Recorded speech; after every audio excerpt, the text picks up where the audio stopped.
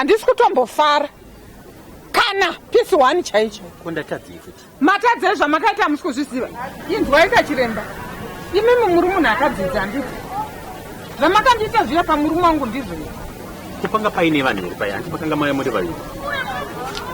Murume wangu ane right yekunzwa masekiresi angu inini. Masekiresi amune maona inini ndo amaku offloada kumurume wangu kuti ndirambwe inini. Handiti paenda ita basa.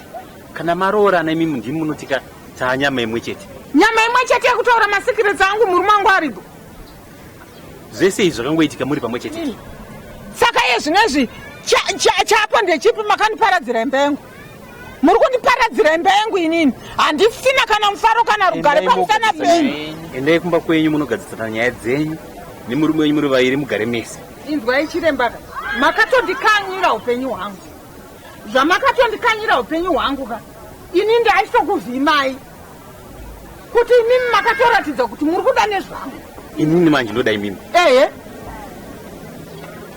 Inini manje. Yes. Muri kutondida. Nokuti inini kumba kwangu hakusina rugarika. Inini makutogadzira kutoti mundiroore imimi. Chitondiroora. Chete kana sekuru wekumba kwenyu.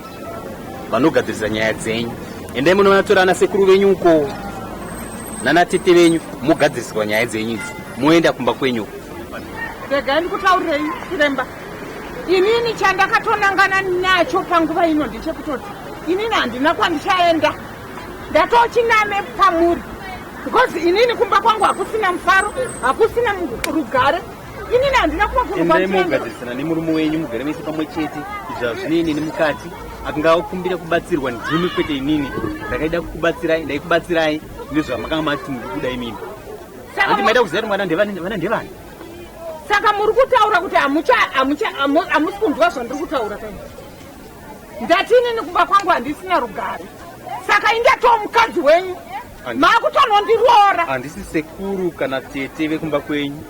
Ndokuti ndoenda kugadzirisa nyaya dzenyu. Endai kunogadzirwa nyaya dzenyu. Kwete nini. Saka ini ndiri kuda kukutauridzai kuti hamuna kungwara.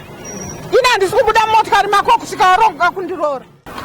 Handisi kubuda mota mako kusvikira waronga kundiroora. Wakadhakwa ikoko.